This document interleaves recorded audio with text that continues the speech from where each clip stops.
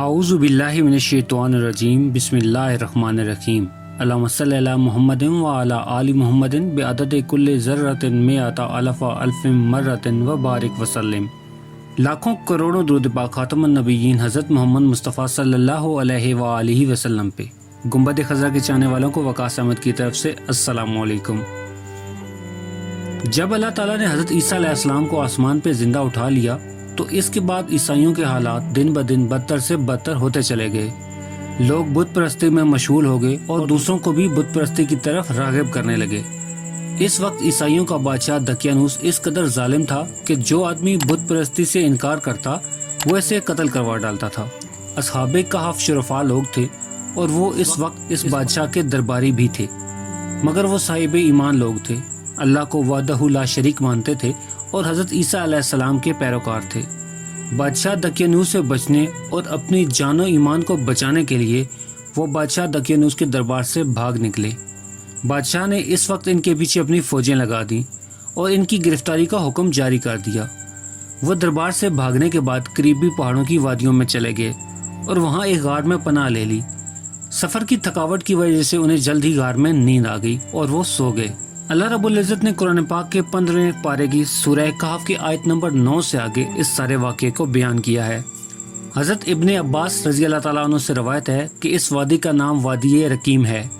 اگرچہ ان کے ناموں میں کچھ اختلافات پائے جاتے ہیں، لیکن حضرت ابن عباس کی روایت کے مطابق جو کہ خازن میں ہے، ان کے نام مکسلمینیا، یملیخا، مرتونس، بینونس، ساریونس، انوانس، کشفیت تنونس اور ان کے کتے کا نام قطمیر تھا۔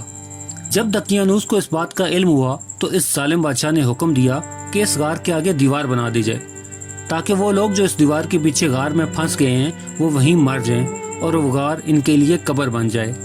دیوار بنانے کا کام ایک شخص کے ذمہ لگایا گیا جو بہت ہی نیک اور رحمدل انسان تھا۔ اس شخص نے اصحاب کہف کا پورا واقعہ ایک تختی پہ لکھ کے اس تختی کو صندوق میں بند کر کے دیوار کی بنیاد میں رکھوا دیا اور ایسی ہی ایک تختی اس نے شاہی دربار میں بھجوا دی۔ کچھ عرصہ گزرنے کے بعد جب دقیانوس بادشاہ مر گیا اور مختلف بادشاہ آتے جاتے رہے، سلطنتیں اور راج بدلتے رہے اور تقریباً 300 سال کا عرصہ گزر گیا۔ 300 سال کے بعد ایک رحم دل بادشاہ بیدروس آیا۔ وہ بہت ہی نیک اور رحم دل بادشاہ تھا۔ جب وہ تخت نشین ہوا تو عوام اس سے بہت زیادہ خوش ہوئی اور اس نے 68 سال تک حکومت کی۔ اس بادشاہ کے دور میں مذہبی انتشار شروع ہو گئے۔ لوگ مختلف فرقوں میں بٹ گئے۔ لوگ مرنے کے بعد دوبارہ اٹھنے کا انکار کرنے لگے۔ کچھ نے تو قیامت کا بھی انکار کر دیا۔ قوم کا یہ حال دیکھ کے بادشاہ بہت سخت پریشان ہوا اور اس نے خود کو ایک کمرے میں بند کر لیا اور اللہ کے حضور گڑ گڑا کے دعائیں مانگنے لگا، اے اللہ میری قوم کو ہدایت دے دے اور کوئی ایسا معجزہ دکھا دے کہ ان کا مرنے کے بعد دوبارہ زندہ ہونے پہ ایمان پکا ہو جائے۔ اللہ تعالیٰ نے اس کی دعا کو قبول فرما لیا۔ ایک دن ایک بکریاں چروانے والا چرواہا اصحاب کہف کی غار کی طرف آ نکلا۔ اس نے اپنی بکریوں کو ٹھہرانے کے لیے اس غار کو منتخب کیا اور دیوار کو گرا دیا تاکہ غار میں بکریوں کے لیے بسیرا بنایا جا سکے۔ دیوار گرتے ہی لوگوں پر ایسی ہیبت اور خوف سوار ہو گیا کہ دیوار گرانے والے وہاں سے سر پٹ دوڑ گئے۔ کچھ ہی لمحوں میں اصحاب کہف اپنی نیند سے بیدار ہوئے۔ وہ اٹھ کے بیٹھے اور ایک دوسرے سے بات چیت کرنے لگے۔ جب ان کو بھوک لگی تو ان کے ایک ساتھی اٹھا اور کھانا لانے کے لیے بازار کا رخ کرنے لگا۔ باقی ساتھیوں نے اسے کہا کہ ذرا بچ بچا کے اور سب کی نظروں سے چھپ کے جانا اور پتہ کرنا کہ دقیانوس بادشاہ کو ہمارے ٹھکانے کا علم تو نہیں ہوا۔ جب ان کا ساتھی بازار کی طرف گیا تو اس نے دیکھا کہ ہر طرف اسلام کا دور دورہ ہے۔ لوگ سرعام حضرت عیسیٰ علیہ السلام کی باتیں کر رہے ہیں اور وہ یہ منظر دیکھ کے حیران رہ گیا کہ یہ کیا ماجرا ہے۔ کل تک تو اسلام کا نام لینے پہ سزائے موت دے دی جاتی تھی اور آج سب سرعام عبادت میں مشغول ہیں اور کوئی روک ٹوک بھی نہیں۔ اسی حیرانگی میں وہ شخص ایک تندور والے کے پاس گیا اور روٹیاں لگانے کے لیے کہا۔ اس نے روٹیوں کی تعداد بتائی اور تندور والے نے اسے اتنی روٹیاں مہیا کر دیں۔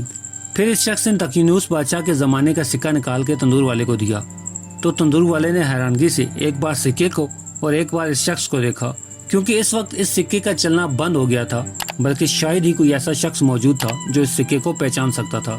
پھر تندور والے نے سوچا کہ شاید اس کو کوئی خزانہ مل گیا ہو، اس لیے تندور والے نے فوراً کوتوال کو خبر کر دی۔ کوتوال آئے اور اسے پکڑ کے لے گئے۔ اس کو حکام کے سامنے پیش کیا گیا۔ حکام نے خزانے کے بارے میں پوچھ گچھ کی۔ وہ شخص بولا کہ نہ میرے پاس کوئی خزانہ ہے اور نہ ہی مجھے کسی خزانے کا پتہ ہے، یہ میرا سکہ ہے۔ حکام نے کہا ہم کیسے مان لیں کہ یہ تمہارا سکہ ہے، کیونکہ یہ سکہ آج سے 300 سال پرانا ہے اور صدیاں گزرنے کے بعد اس سکے کا چلنا بند ہو چکا ہے۔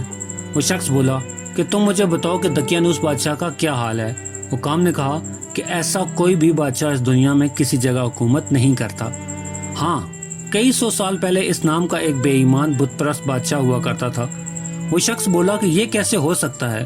ابھی ہم کل ہی تو اس کے ڈر سے بھاگے تھے اور میرے باقی ساتھی بھی اسی غار میں موجود ہیں۔ چنانچہ حکام اور ان کے ساتھ شہر کے باقی کافی سارے معززین اور بہت سارے لوگ اس شخص کے ساتھ غار کی طرف روانہ ہو گئے۔ ادھر اصحاب کہف اپنے ساتھی کے انتظار میں تھے کہ ابھی وہ کھانا لے کے آتا ہے اور ہم سب مل کے کھانا کھائیں گے، مگر جب اس کے آنے میں دیر ہوگی اور غار کے باہر کافی سارے لوگوں کا شور ابھرا تو وہ لوگ یہ گمان کر بیٹھے کہ شاید دقیانوس بادشاہ کی فوج انہیں گرفتار کرنے کے لیے آ گئی ہے۔ حکام جب غار پہ پہنچے تو سب سے پہلے انہوں نے وہ تانبے کا صندوق برآمد کیا اور اس کے اندر سے وہ تختی نکال کے پڑھی جس پر اصحاب کہف کا نام اور ان کی ساری کہانی لکھی ہوئی تھی۔ اس تختی پہ لکھا تھا کہ یہ لوگ ایمان والے ہیں، اپنی جان بچانے کے لیے دقیانوس بادشاہ کی فوج سے بچنے کے لیے یہاں چھپے تھے۔ دقیانوس بادشاہ کو اس بات کا جب علم ہوا تو اس نے اس غار کو بند کرنے کا حکم دے دیا، اس لیے اس کے آگے ایک دیوار تعمیر کر دی گئی۔ حکام وہ تختی پڑھ کے حیران رہ گئے۔ انہوں نے اپنے بادشاہ بیدروس کو اس سارے واقعے کی اطلاع دی۔ فوراً بیدروس بادشاہ خود اور کئی ساری رعایا کے ساتھ غار کے پائے جا پہنچا تو اصحاب کہف نے غار سے نکل کے اپنی ساری کہانی بادشاہ کو بیان کی۔ بیدروس بادشاہ وہیں سجدے میں گر گیا اور اپنی دعا کی قبولیت پر اپنے رب کے احسان کا شکر ادا کرنے لگا کہ اللہ تعالیٰ نے ایسی نشانی ظاہر کر دی جس سے موت کے بعد دوبارہ زندہ ہونے پہ لوگوں کا ایمان قائم ہونے لگے۔ اصحاب کہف نے بادشاہ کو بہت ساری دعائیں دی اور پھر غار کے اندر چلے گئے اور پھر سے سو گئے۔ اسی حالت میں اللہ تعالیٰ نے ان کی روح قبض کر لی۔ بادشاہ نے ایک خوبصورت لکڑی کا صندوق تیار کروایا اور اس میں ان سب کی لاشوں کو رکھ دیا۔